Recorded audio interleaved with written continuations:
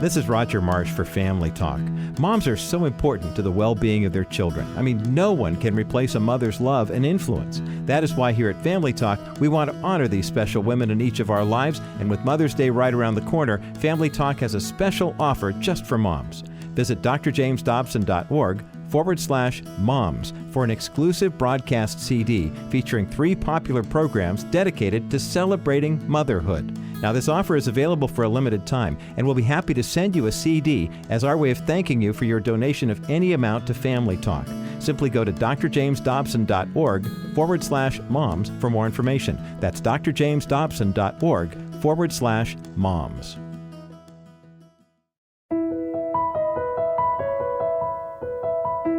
Today on Family Talk. Well, hello everyone, and welcome to Family Talk, which is a division of the James Dobson Family Institute. I'm your host, Dr. James Dobson, and my guest today is my colleague and my friend, Dr. Tim Clinton. He's a very well-known professor and author and a counselor, and he's the president of the American Association of Christian Counselors, which has over 50,000 members. This man is deeply qualified to deal with the subject we're going to talk about today. Tim, it's so good to have you here. I'm going to make an opening statement and then I want to turn it to you, but thank you for being here. You got up at 4 o'clock this morning to be here today. We were going early, but I'll tell you what, Dr. Dobson, I'm so delighted to be here. It's always fun to get here at the Family Talk headquarters. And by the way, to talk about something near and dear to our hearts. I can tell that really matters to you, and it does to me, and I can't wait to get into it. Did you sleep on the plane at all? I got a nap, a cat nap, but I'm good to go. Okay. Well, I want to make a statement, kind of an introductory comment to get us started. We're going to devote this entire week to masculinity, to men, to what it means to be a biblically motivated Christian man and how to function in a family and in a culture, in a society, in the workplace.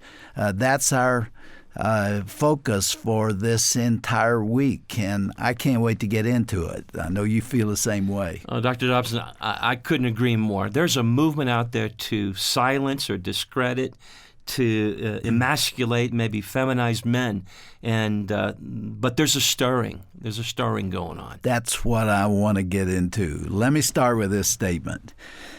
Today we're going to take a good hard look at masculinity, which is embroiled now in an all-consuming culture war. Everything manly is subjected to ridicule and resentment in some quarters, especially by some women in the feminist movement, but it's much broader than that. Now, this is not a new phenomenon, of course. It goes back to the 1960s when the sexual revolution exploded on the culture and turned it upside down. I am old enough to have lived through that time. And it was generated primarily by the feminist movement that began with such anger at everything traditionally masculine. I remember playing tennis one day, and there were 2 women playing on the court next to us. And as it happened, we both finished our games at about the same time. And I went over and gathered my gear, and I walked toward the fence. And one of the women who had been playing next to us was also leaving, and we got to the gate at exactly the same time. And I did what I had been taught from early childhood, that a gentleman should always defer to a girl or a woman in a situation like that. And I opened the gate and I stepped back and I let this lady go first. And to my surprise, that made her livid. You'd have thought I had slapped her in the face and called her a bad name. All I had done is treat her with respect, and I'd step back and let her go first. She huffed at me as she went through the gate, and then she turned and looked back at me in utter scorn. Well, that was something I wasn't used to, and in fact, I didn't understand it because I had never encountered anything quite like that before. I didn't know that there was a revolution going on at that point. And I had been taught, as I said, when I was a boy and later as a man, that when I was on a bus or a train and a woman was standing nearby, I should always stand up and offer my seat to her.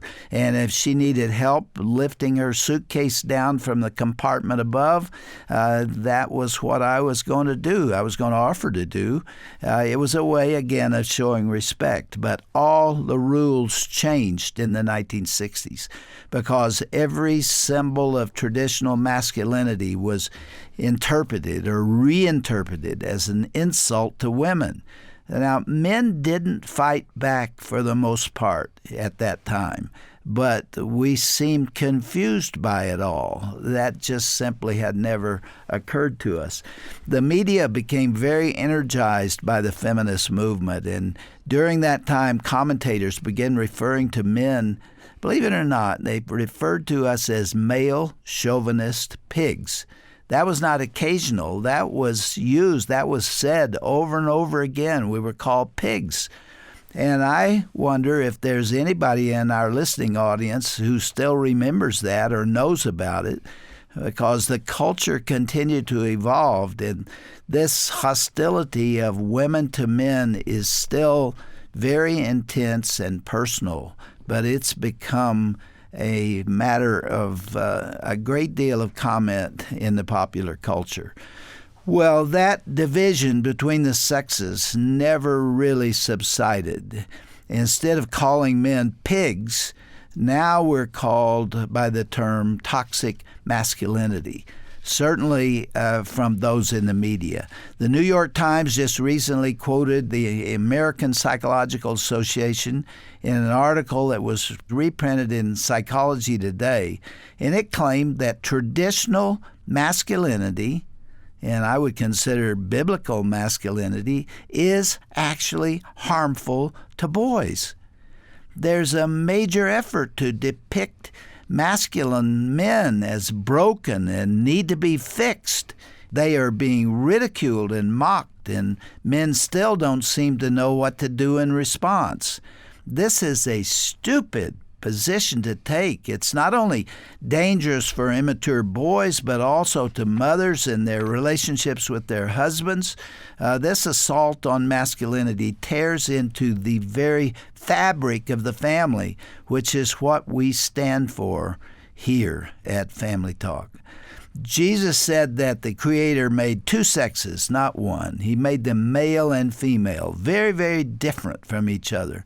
And everything depends on harmony between them in the best interest of bearing and raising children, and in every aspect of society. What does it mean for a man to behave in ways that are appropriate from a biblical point of view?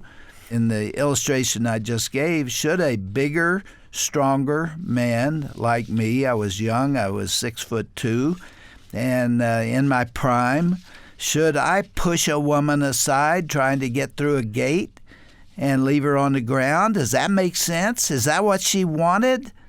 And so, Tim, that's just the beginning, but we're going to talk about that all this week. We've got some wonderful programming to come and some recordings that we want people to hear. But you are very deeply involved in the men's movement. You spoke recently and hosted an event that had 5,000 men in attendance. I think it was a sellout, wasn't it? It was, Dr. Dobson. And you told me the other day that there was great energy there and great passion.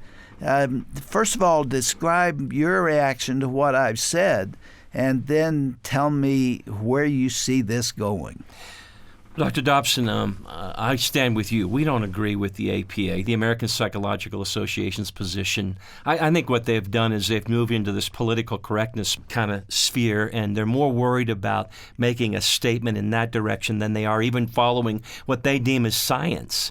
You know, when you There's no science in that. I know. I mean, but they're pressing in that direction, and it really is an assault on maleness, is what we're talking about here.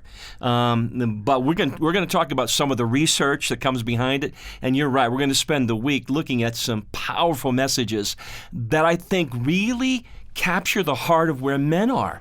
Dr. Dobson, in that event, we saw something different. There was a stirring among these men that was palpable. You could reach out and touch it. If you were in the midst of it, you sensed a group of men who were there not wanting to flex their muscles, but wanting to get their voice back, to have an influence, to be men who deeply cared about their families, to be a dad, a man of honor, someone who was present, someone who renounced sin, someone who stood strong in the face of adversity, someone who wanted to protect, to provide, to love. They've taken that away from us. What would you have done at the gate? I'd have opened the gate. Sure you would have. You'll push her aside. You're not going to compete for space coming through a gate. If that isn't the dumbest thing. Yeah, it's just unreal. But I watched a lady today on the plane. I was seated back away 2 rows, and she was trying to get this big, heavy suitcase out, and she couldn't get it out. And a lot of the men were standing there. I think some of them were nervous to reach over and take it. You don't know what to do now. I know. They were like frozen. But I'll tell you what, I think men are tired of this beatdown, of being looked at as buffoons, as being marginalized, as seen as nothing more than porn addicts or bad husbands or what have you, and all just sort of shoved into that box. Dr. Dobson, there's some real men out there who, by the way, I'm not saying that there's not brokenness. We're not saying that there hasn't been violence perpetrated against women and they've been silenced. But we can't swing the pendulum completely the other direction. That's the case. That's it in a nutshell. A lot of behavior that's been shown by men has been reprehensible. Women have been sexually abused. They have been taken advantage of. They have been drunkards. There's a lot of sin out there, let's face it. But that's not what biblical masculinity means. And setting all that aside and turning our back on it, we need to know what is the role that we should play. You know what I'm finding, too, among the women? They want men to take their rightful place.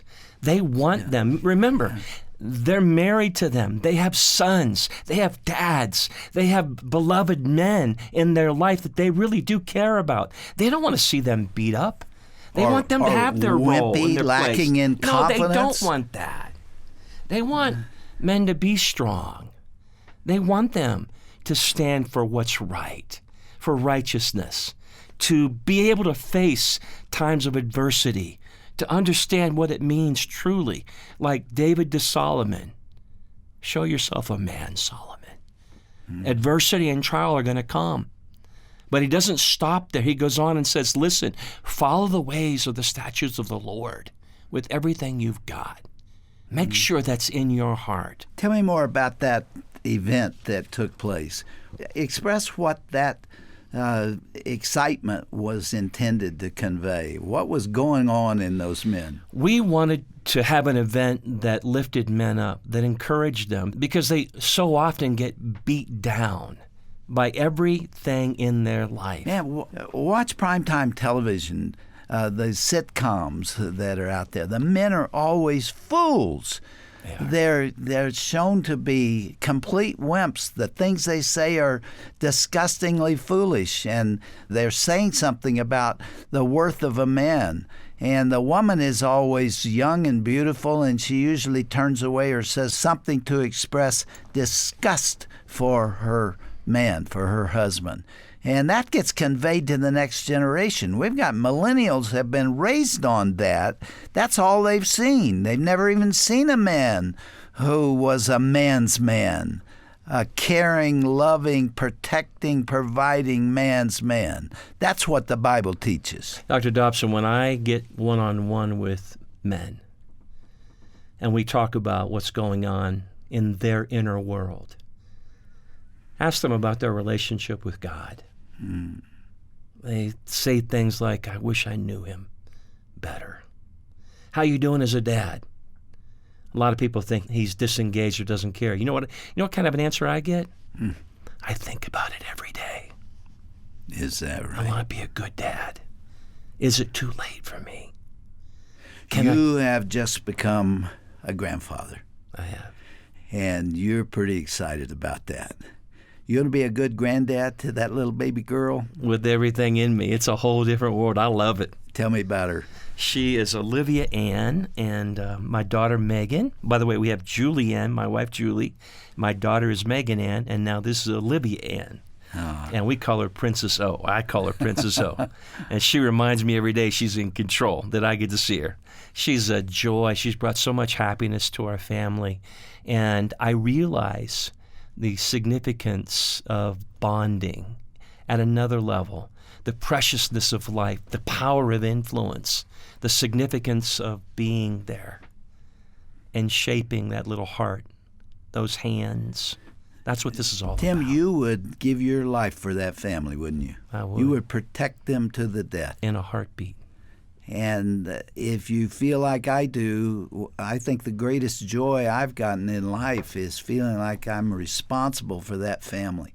And I am providing for them to the best of my ability. And I care about every aspect of what takes place in that family. Think about it every day, every moment pretty much of every day. I think men want to do that. They want to play that role, but it's been taken from them. And they're made to feel like fools. It's time. And I think there's a holy stirring that's going on. There's something happening. I think, who knows, the last couple of years, it's like culture is in this spin. The forgotten man, the forgotten woman, getting a voice in the midst of all of this, saying, listen, we're not going this way. It's time for a turn. It's time for an uprising. It's time to stand up. It's time to take our place, our rightful place in this moment. If not us, who? If not now, when? Those are the kind of things. And when you see in an invitation 2,000, 3,000, 4,000 men responding to a call from the Lord. Did you really have 5,000 men there? We did. I'll tell you what, the altar call was stunning. Tell me about it. You should see all these men. I'm envisioning it right now, coming forward in droves. Rick Rigsby is speaking. You're going to hear from him later this week. As he's speaking and gives the invitation, the altar is flooded. There are stories of men all over the place where they're hearing men audibly crying and weeping on their face before God, praying that God would help them in so many ways. Help me to be a better dad. Help me to get over this porn addiction I have. So much more. God, do something right now in my heart. You know why? Because we opened up with a message that said, men matter. We opened up with a message that says, dads matter. And it's never too late to be a good father. You can step into that role even right now. God help us to do those things. That was the cry of the event because the messages were so poignant. They were so right there saying, listen to me, you. It was like you were the only person in the audience. You make all the difference in the world, in your family. Let me make a statement to the listeners right now. They're likely to be maybe 75% women. I don't know about that, but that's what I'm told. So maybe 25% are men, but 75% are women. Get your men to the radio this week. Do everything you can to get them listening. Tell them it's for them. It's not going to be insulting. You know, I've at times in years past fallen into the trap of kind of laying all the blame for marital problems on the men. It's a two-sided matter. Women have got some things they need to work on too. But the men are the ones that have been in the bullseye and have been mocked and ridiculed. Tell your husbands and your friends, your male friends, and your pastor, tell them to listen to James Dobson Family Institute this week because this is designed for you and your family and the men in your life. I love it, Dr. Dobson. Let me say this. We can't promise everything, but I can tell you this. There's going to be some fire this week. I mean fire. I promise you that. Well, we've got about 4 minutes left. Tim, let's talk about what this week is going to consist of. The Ignite Men's Impact Weekend. Impact Weekend. All right, we have taken the best of the best from that week. And man, I'm telling you, it is good. And we're going to start tomorrow with a recording of the speech given by Dr. Jack Graham, the senior pastor at Prestonwood Baptist Church. He's a noted author and written many books, including Man of God, Unseen, and Angels. And his biblical teaching is always good, but I'm telling you, something happened there. You've been talking about that ever since the event. They're not going to want to miss what he has to say, are they? Mike O'Neill, who's the worship pastor at Prestonwood Church, stood beside me as Pastor Jack was out there speaking to the men that night, and he said, "Tim, he's on fire. I've never seen anything like this." But it was the audience. It was the night. Jack had a message. Pastor Jack had a message to the men that they were to run the race set before them.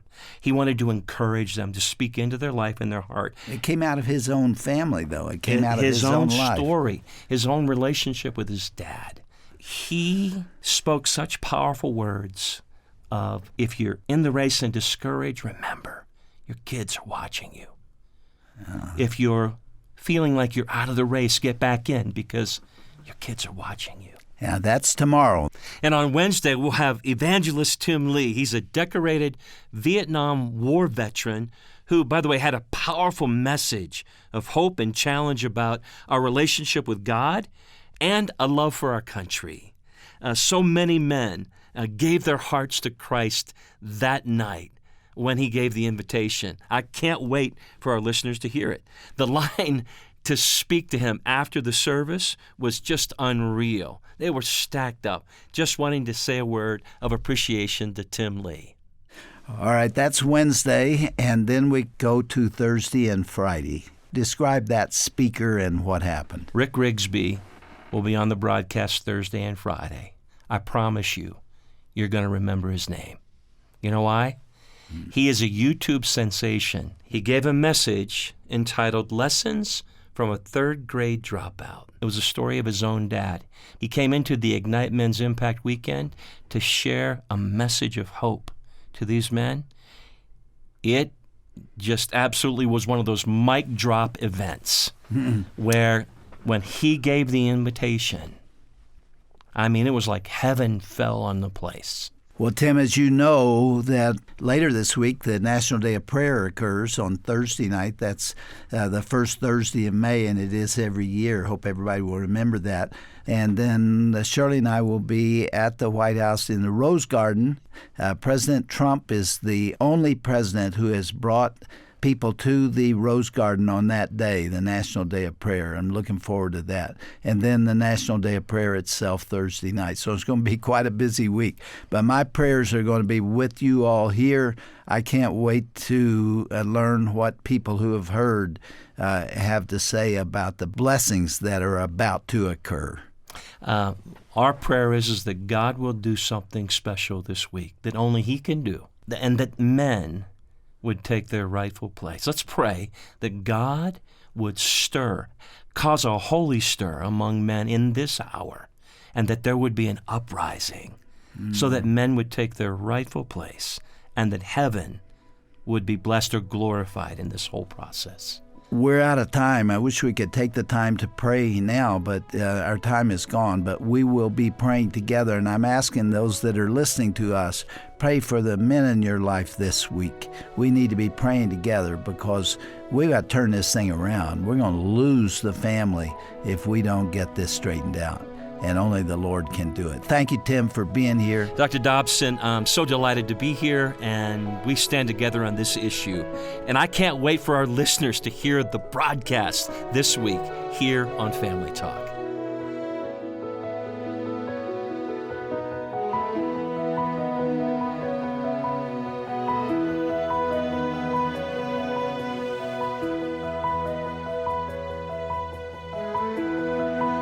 This has been a presentation of the Dr. James Dobson Family Institute.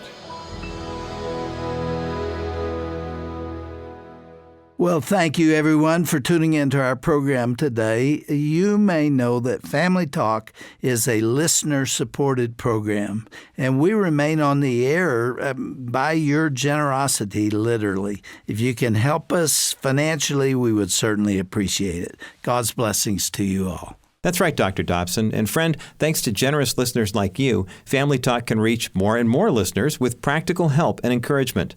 To support Family Talk, go online to drjamesdobson.org or call 877-732-6825.